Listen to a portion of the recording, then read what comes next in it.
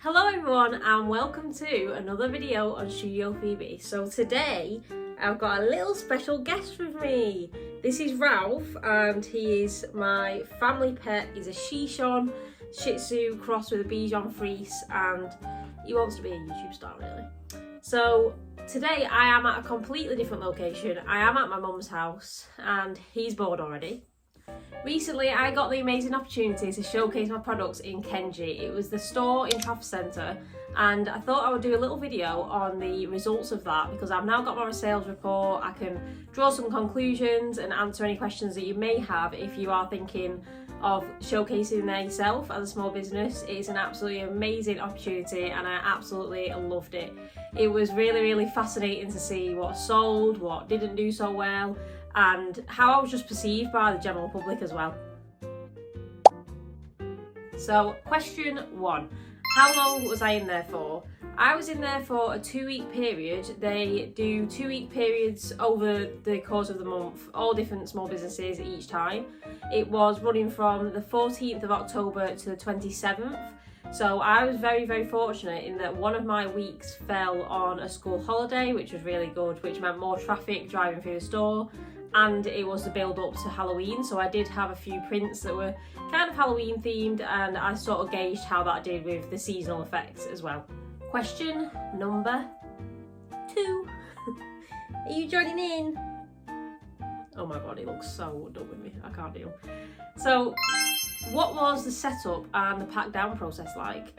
It was actually really relatively simple. So you were told to go in the first day of your slot, so that was the 14th for me, half an hour before the store opened. So the store opened on that Monday at 10 o'clock. I was allowed to go in there at 9:30. So I rocked up with a suitcase full of my products, my greeting card stand, all my other little bits and bobs for my table, and the guys were super friendly, really nice. I was actually there before the staff were, funnily enough. Keen bean. So let me in, and then the makers corner was upstairs. Quite a big corner that's laid out for the small businesses, and I was just allowed a half an hour slot to set up. So yeah, the process went quite smoothly, and then this pack down process was on that Sunday the 27th. So once it was half an hour to closing time, so this was 5:30 because the shop closed at 6, I was allowed to just go in there and pack down and gather all my things. You finished? You gonna keep barking at the postman? Number 3. So how did I come up with the idea for the setup and the display of my table? I have previously done only a few markets up to now. I've not done many. But what I would recommend for this is before you go in and set up, have a good idea of how you want your display looking. So what I did was I actually previously set this up in my living room. I'll insert a clip here of what that looked like. And I did it to the dimensions as well that you were given. So prior to this, you get sent through all the information, all the details, and the table dimensions are included in that. So in the Trafford Centre stall, it is actually the biggest Kenji and it's the biggest Makers Market slot. So the other ones usually is a really sort of small table at the front of the store, whereas this one was a 2-tiered. So I had the bottom level and then the top one, which is a little bit smaller. But the bottom level was the place that I obviously put all my coasters, and then the top level I put my greeting card stand. I think little touches that you can do as well to like personalise your store so it fits your brand a bit better is always really impactful. So as you can see, I put a little logo banner at the front. That was actually really good, a really good purchase. It really sort of elevated my display as well. And then I painted my greeting card stand yellow, so it fit some of the letters in my logo. The coaster trays, I bought all of them and then hand pasted them myself, and the back cardboard displays, I illustrated those and simply printed them out and glued them and cut them onto some grey board that I actually already had when I ordered my greeting cards, so they come in the packaging. So if you can sort of really try and be resourceful, you don't have to spend a lot of money, because I didn't really invest a lot of money into my display. I just used what I had, repurposed them and painted them to make a little bit more like my brand basically. And I did like my display. I thought it worked quite well. I was really worried about not having enough stock or having too much stock. Obviously you don't want to have too little, but in a sense you kind of don't want to have too much either, because you don't really want to overcrowd the table too much, because in a retail store it gets so messy. People are interacting with your store, picking things up, so it can really quickly become, like, honestly, a bomb site really quickly. So you do sort of need to think about how you are setting that up and how it's going to be shopped as well. So if you can have any signage, I had a little frame that said about me and like the little history behind my business, just like a little introduction so people can know who they're buying from. And I also had a QR code that my boyfriend nicely 3D printed on his amazing machine, so people could scan that and then it took them to my website alongside a little holder of my business cards. On to the next question, which is, did I have to pay to showcase in there? So the answer is no. It is surprisingly completely free to showcase your products in there, but however, if you do not have a HMRC number, which is where you pay VAT on your products, the cut down and the breakdown of the costs is 10% is the VAT of what you sell, and then Kenji do take 30% of whatever you sell, which I honestly think is really reasonable, considering if you do a standard makers market it can cost as a minimum £50 to £60. Because there was no fee to get in there, it was almost like I couldn't lose in a sense, because if I didn't sell as much as I thought, it didn't particularly matter because I was still gaining, I was still getting that traction. Whereas obviously when you do a market, there's potentially a slightly higher risk there because you have to make back your table fee, and then obviously if you've got bad weather you might not make as much back and you might be working at a bit of a loss. So it's a complete win-win situation with the Kenji Store. They do take 30%, which I think is really reasonable, and then I did have the 10% on top of that because I didn't have a HMRC number. I will point out as well the pricing. So when I got the contract through, Kenji have a lot of certain price points. So if you're familiar with the store, a lot of their products are like £1, £2. They can range from anywhere from £1 to, I'd say, £8, £10. There's not particularly any really high price items in there. So they expect your products to fall into those categories. So I was given a spreadsheet of the acceptable price points when they put it through the till. So I think there was a scenario where I wanted to price something as £3.50, but that wasn't on the table, so I had to double check with that, and then I was told that I had to either price it at £3 or £4, which is absolutely fine. Question number 5. I mean, that's 10, but whatever. How did I go about restocking? So happily, I was told that you can go in at any time to restock, and luckily enough, I was I do live, I don't know why I said living there. I live 20 minutes away from the Trafford Centre, so it was actually really accessible and easy for me to get there. I think throughout the 2 weeks, I went in and did 4 different restocks. So if I went in like shopping with a friend or with my mum, I'd just have a little peek in, see what was selling, and then what I would have to go and make more stock and restock. Luckily, I did have some that I'd already previously prepared, so I was quite organised in that way, but then there was also items that sold a lot better than I thought, and then I didn't have the stocks put back in there.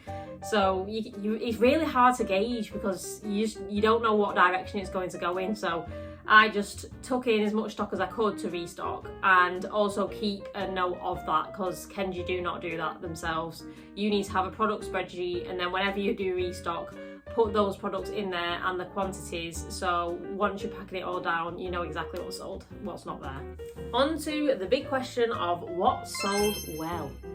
So this was interesting. On my table I had handmade coasters from clay, I had handmade clay pins on little backing cards, I had art prints, and then I also had a range of greeting cards with some of those pins in them. And I had some clay ornaments along with my greeting cards and things like that. So one of the best sellers that sold really quickly was the clay pins. Now in total, over the course of the 2 weeks, including my restocks, I put in initially 32 of the clay pins, and then after the restocks, in total I put 38 in, and I actually only ended up coming home with 6.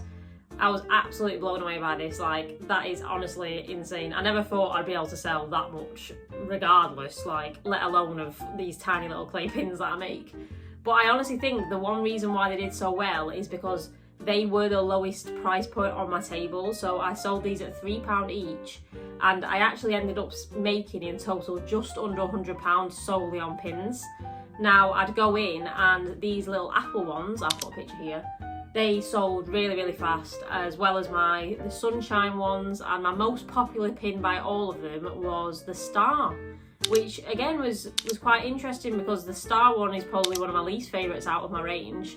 But I suppose when you think about it logically, it's almost like, well, in maybe a workplace, let's say, they might have star of the week or star employee. So a star, I suppose, is like the most common thing that you might wear on a t-shirt or a lanyard. So I think that is probably one of the reasons why they sold so well.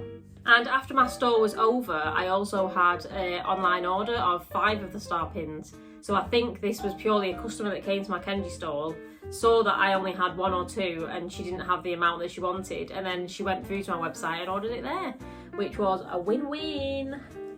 In terms of coasters, the one that sold the most was the digestive biscuit coaster. Now this is always a favourite at markets of mine because it looks so realistic, and it is quite a unique product because it's imprinted with the digestive words, and I tried to make it look as much like a digestive. And with obviously a coaster, you have a cup of tea, and biscuits is what you would have with a cup of tea. So the biscuit ones always do well, which was nice to see. And then another product of mine, which was a bestseller, was my cowgirl art print. I honestly couldn't believe how well the art prints actually did, because that's something that I probably sell the least of usually. But at this Kenji store, my prints did really well, which was so nice to see, because obviously that's my illustration. So it was really nice to see those flying out as well. Now what didn't do too well was, surprisingly, actually, my greeting cards. So I thought I would actually sell quite a few greeting cards, but I only ended up selling, I think, if I remember rightly, I don't think I sold any more than 6 greeting cards. But in hindsight, I do think that's because potentially it's a bit too niche. So I had this frog card which says "Totally in love with you." I'll put a picture here. But that one didn't sell at all. I do have a few birthday cards in my range, but to be honest, I think I do need more. So potentially that's why it didn't sell, because the subjects that I had them on were a bit too rare. So I had a card that was talking about missing someone, and then another one which was a unicorn, about how magical someone might be. So yeah, they are quite niche, so I think potentially that's why they didn't sell. And also they were at a higher price point because I was including the pins with them. So maybe if I didn't include the pins and put the price down, then they would have sold more, but who knows? Quite an interesting one, but hey ho. One of my coasters that didn't sell either particularly well were my donuts, which is really interesting because when I first started this business, my donut coasters were the most popular on Etsy. They used to honestly fly out. So I was really surprised to see that the donut coasters weren't doing particularly well. I did a pink variation and a purple variation, and I think I sold 3 pinks, 3 purples, but I went in there with 16 donuts in total and bought back the majority. So that was a quite surprising one. And I can categorically say this: if you've got a favourite product that you think will be the best seller, I can guarantee you now it will not be. It will be the products that are maybe not your least favourite and that you think won't sell, that will sell. And that is honestly what happens every time. It's so bizarre. You really just can't predict it. You really can't at all. But it always takes you by surprise, and then obviously it'll change your direction into knowing what your general audience might like a bit more than you do. Question number 8. Now, if I was to do this again, which hopefully I can do in the future, I don't think I'll be able to do the Trafford Centre one because obviously they need to let other people have an opportunity, but potentially a different store. What would I do differently? Now, the one main thing that was a nightmare with my stall was the price points, the price stickers. So obviously because I hand make my coasters and they're all hand painted, I use these little just sticker labels, just ordinary stickers to put on the bottom of the price. Some people said to put them in cellophane bags, but I didn't particularly want to do that because then it's not really that tactile and people can't get involved with the products and pick it up and properly see the quality of the products. So I went for, just some ordinary price stickers and pop them on the bottom. Now, each time I went to restock, I would go up to my stall and honestly about 5 to 6 of these price stickers were just everywhere. They'd come off, they were on the trays, they were on the floor, they were on the table, and I was told that if a product was taken to the till by a customer and it didn't have a price point on, sadly they couldn't process that through the till. So this was something that I was like, oh no, because my greeting cards, my prints, they were absolutely fine because the stickers were going onto a plastic cellophane wrap, so they stayed, but the ones with my coasters, they were just all over the place. So in that 2 weeks, I couldn't come up with a solution because I didn't want to risk peeling any paint off or anything like that. So I persevered with these stickers, and each time I went in, I was just re-stickering and making sure that they weren't all falling off.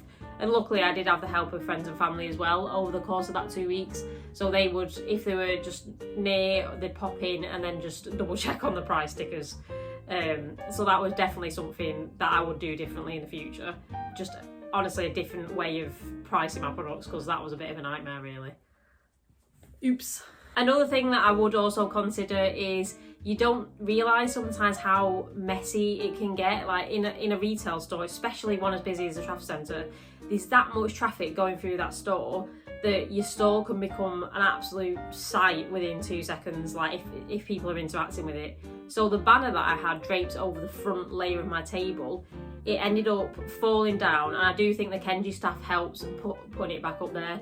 So I think I probably in the future would secure my things a little bit better, because that ended up getting really muddy at the bottom as well, just from people's foot traffic and their feet.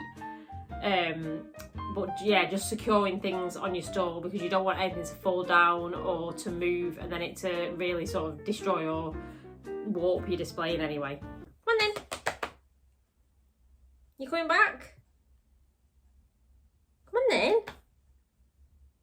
Oh, just love me. These dogs just sat here staring at me. Come on, Ralph. You know you want to be in the video. Come on then.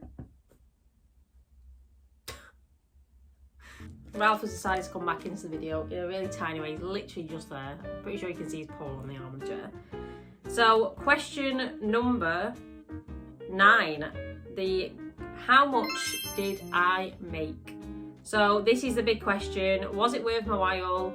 And what kind of financial benefit did I get out of this experience? And just a disclaimer, I did not go into this at all hoping to sell as much as I did. I didn't go into it, thinking of the money. I just wanted a bit more traffic to my business, and it's just so fulfilling being able to make something and illustrate something and have people buy that product. It is such a great feeling. So in total, I made £325. Now that was the raw total of all of the products that I sold.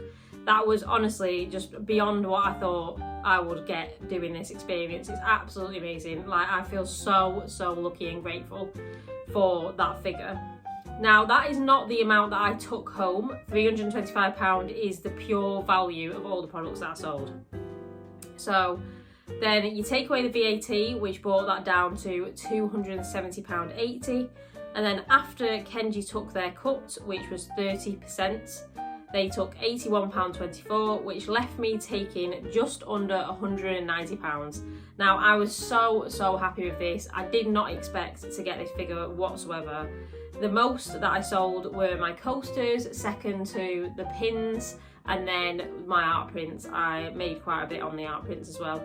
So overall, it was super successful, just under £190, and that will now get reinvested into some Christmas markets and into getting more products out there. Which leads me on to my final question number 10. How can you showcase your own products in Kenji? So I'm sure it will be different in all stores, but what I did was I went into the Trafford Centre one, I saw that there was the Maker's Corner, and it's always something that I have wanted to do. So I was so happy that I was able to achieve this. So I went up to anyone that worked in there and just gave a word in and asked if there was any sort of contact to get into that, and like an email or a phone number. They gave me an email, and that started the ball rolling. So I sent just a little message introducing myself and why I would like to showcase my products in Kenji. The woman was super lovely, came out with all the details, the contracts. I'm sure that the email will potentially differ throughout different stores, but if it is something you're interested in doing, just go up to someone that works in there and inquire about it, because you never know what is going to come. You never know. Absolutely never know what is around that corner. The whole experience gave more traction to my business, obviously generated a few sales. I also got a few website sales through it as well. And there were times that I'd go back and restock and all my business cards were gone, which was also just absolutely amazing. Like, if anyone watching this pops by and picks up a business card or took a picture or visited my website or gave me a follow on Instagram, thank you so much.